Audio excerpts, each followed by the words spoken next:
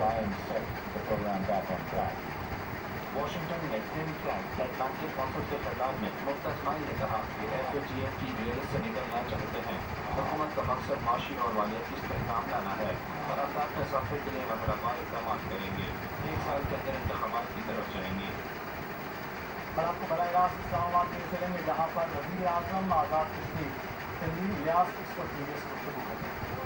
تمام مینارٹیز کو جنگلی کی وہ تمام سمسیات سکھ جو ہے وہ جنرل بھی بنے, ہندوؤں کو بھی بڑے بڑے عہدے ملے, لیکن میں یہ سمجھتا ہوں کہ جب اس ہندوستان کا آپ یہ دیکھیں کہ آج عام آدمی یہ کہتا ہے کہ بابا اکرام محمد علی جناح رحمۃ اللہ علیہ نے یہ کرنا تھا, پھر ہندوؤں کو بھی بڑے بڑے عہدے ملے, لیکن میں یہ سمجھتا ہوں کہ جب اس ہندوستان کا آپ یہ دیکھیں کہ آج عام آدمی یہ کہتا ہے کہ